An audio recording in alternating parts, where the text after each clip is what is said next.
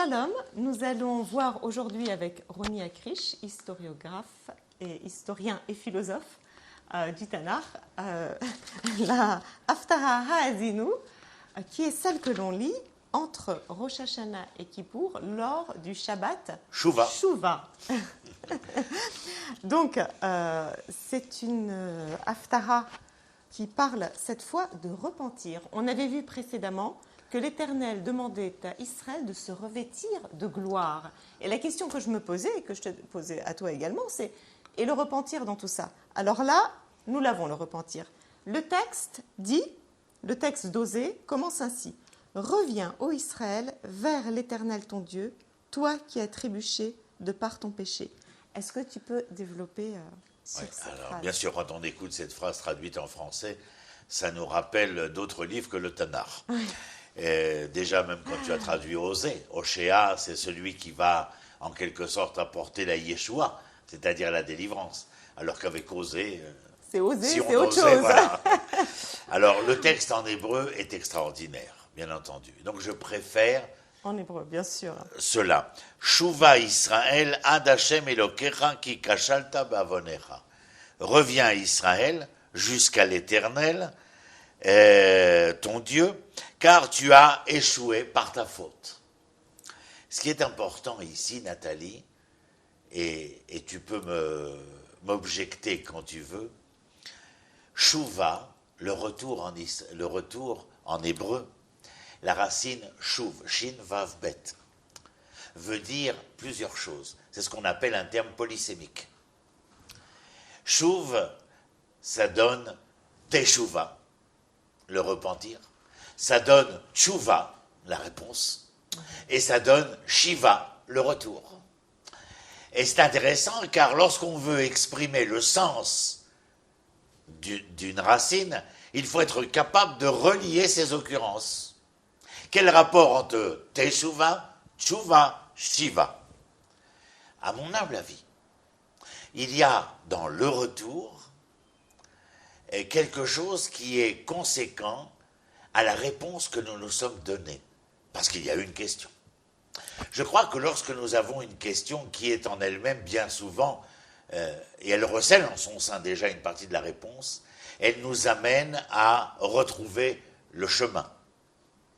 Lorsque j'ai une réponse et que je retrouve ce chemin, alors cet engagement-là est déjà le repentir.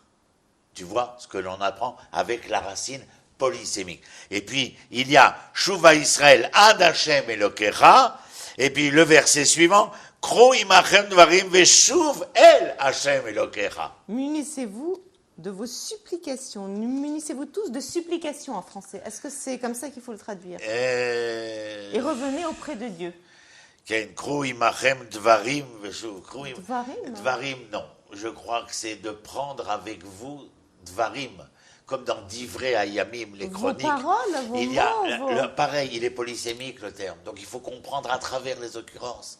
Davar, c'est la chose. Ce que vous avez à dire. Davar, c'est la parole. Davar, c'est l'événement. Comment la chose devenue événementielle est capable de s'exprimer. Prenez avec vous l'ensemble de votre vécu, qui vous parle tellement. Cette chose devenue votre événement, et qui est capable de vous interpeller.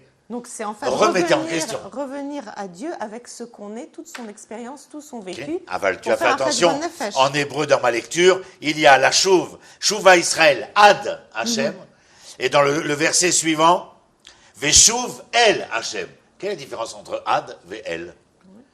Revenir jusqu'à et revenir à. Alors lorsqu'il dit, dans ce que nous avons expliqué précédemment, c'est un peu ce que tu disais, la réponse le début du chemin, qui nous amène à reprendre le chemin, et ce chemin entrepris grâce à la réponse que je me suis accordée m'amène à un repentir, à une remise en question, bien entendu, de moi-même, et le deuxième, Veshuv el Hashem, et à ce moment-là, revenir à l'Éternel. Alors bien sûr, je ne peux pas revenir à l'Éternel et être l'Éternel. Mais je suis celui que Yehuda Lévi, le Rambam, dans le Guide des Égarés, Moreh Nevuchim, nous expliquons. Je ne peux être à l'Éternel que lorsque je suis l'élément révélateur de ce à quoi aspire dans son projet créateur l'Éternel. Je suis miséricordieux, vous serez miséricordieux. Je suis consolateur, vous serez consolateur. Si j'aime le droit et la justice, vous devez être droit et justice. En étant dans le droit, la justice, la miséricorde et la consolation, vous êtes un tant soit peu de ce que je suis. C'est-à-dire que vous révélez de cette étincelle divine qu'il y a en chaque individu. Et effectivement, c'est exactement ce qui est écrit là, mais en un seul terme. Et d'ailleurs, tu vas me dire comment c'est dit en hébreu. Dites-lui, oh, pardonne-nous toutes nos fautes et prends seul le bien en considération. Alors là, on a le bien. Alors en hébreu, est-ce que c'est tov, le terme qui le dit? Ken tov, c'est le bien. Alors c'est le bien. Alors ça a l'air d'inclure le bien, la justice, la miséricorde, mais toutes tov, ces choses. c'est presque plus que cela. C'est un révélateur tripartite entre le bien, le bon et le beau. En philo, on a l'habitude de traiter du bien, du bon et de la vérité. Mais il y a ici du bien, du bon et du beau. Et il y a Vekartov, Veneshalma Parim Sfatenu. Il est bien évident ici que nous devons être ce que je disais précédemment, c'est-à-dire être capable de révéler tout cela à travers chaque chose, chaque événement, chaque vécu, chaque moment de l'être, chaque instant de l'individu dans le bon, le bien et le beau. Tov, c'est aussi le nom de Moshe Rabbeinu, non Toubia. C'était l'un de ces... Oui. Le Tov, c'est ce à quoi doit aspirer l'homme fondamentalement. Parce qu'on a quand même le terme seul le bien. Ne prends rien d'autre que le bien en considération quand tu te rapproches de moi. Parce qu'il faut entendre dans ce bien bon beau ce que j'énonçais précédemment. Le droit et la justice, par exemple.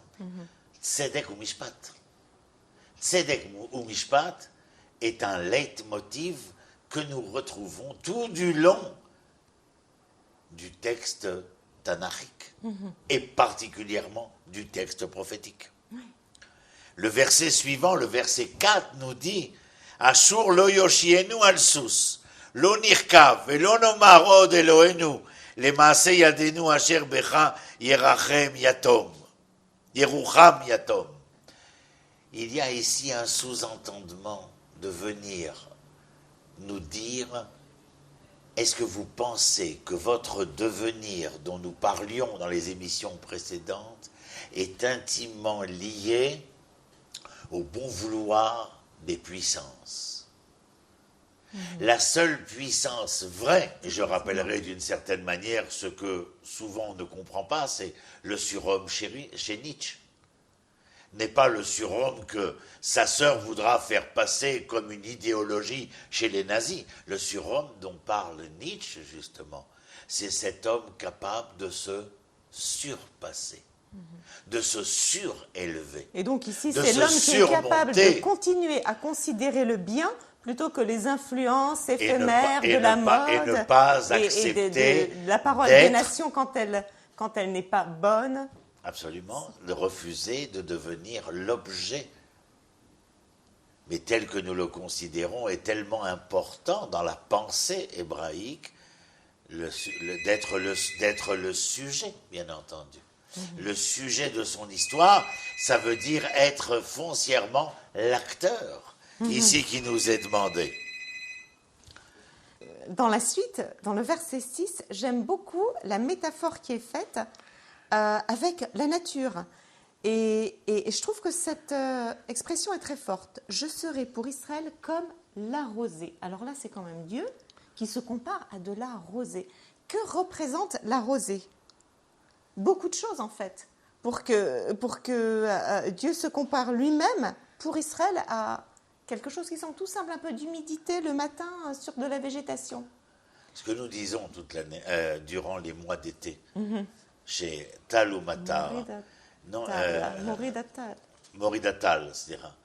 Moridatal, il est clair que la nécessité de cette rosée est intimement liée à un moment d'assèchement de l'histoire.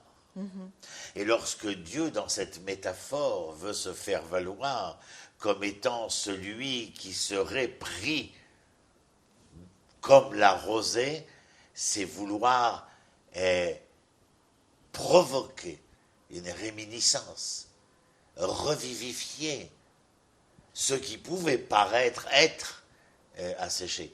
Mais ça vient, Nathalie, conséquemment du fait que l'homme a déjà entamé ce que nous avons vu dans les premiers versets. Il y a une mise en marche de l'homme jusqu'à l'Éternel.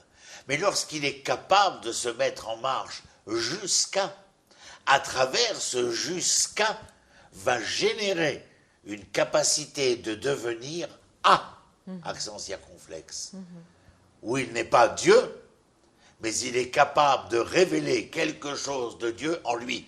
En reprenant ce que dira Rabbi Menachem Mendel Mikosk, les hommes sont des hommes, les anges sont des anges. Les anges jamais ne deviendront des hommes, mais les hommes pourront toujours devenir des anges.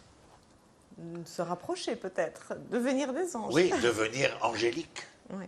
C'est-à-dire, ou ce que nous disions... En tout cas, ça nous fait penser effectivement à cette métaphore, parce que la rosée, c'est un parfum, c'est un peu d'humidité, c'est tout ce qui rehausse la plante.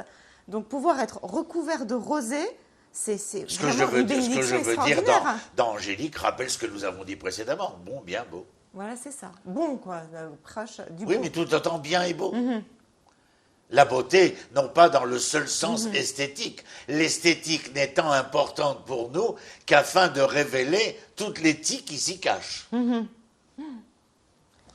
Et alors, à un certain moment donc, de ce processus de chouva, de retour, on a au 9, verset 9, Éphraïm s'écriera alors « Qu'ai-je encore en commun avec les idoles ?» Alors, effectivement, on dirait qu'il y a une coupure absolue là, avec tout ce qui peut être idole. Conséquente de quoi? Conséquente d'une prise de conscience.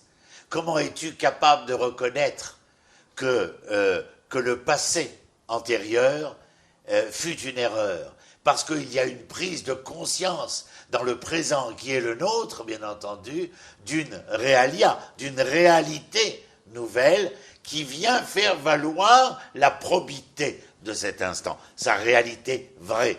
Et donc le passé était, fourvoyant en quelque sorte. Mais le dernier verset est tout aussi important parce qu'il vient dire « Mi chacham veyavin ele » Qui est celui qui est sage? Chacham, c'est pas le sage, c'est pas l'intelligent. Chorma en hébreu, c'est la conception de deux termes. Koharma, la force du coin. Celui qui est capable d'interroger. Veyadatem ki yesharim darke Hashem. Et enfin, vous saurez que les chemins de l'Éternel sont droits, justes, comme nous disions. Il chobam ou poshim ikashlubam. Ceux qui seront avec une volonté mécréante échoueront dans ces chemins-là. Mais tout celui qui sera en quête de justice, de droiture, de vérité, de bon, de bien, de beau, cela réussira à l'homme à court, ou bien à moyen, ou bien à long terme. Mais cela réussira. Merci beaucoup, Ronnie, pour ce commentaire très fort. D'où la nécessité, on comprend donc la nécessité d'une prise de conscience et de rester focalisé sur le bien avant Kippour. Merci. Toda Rabba.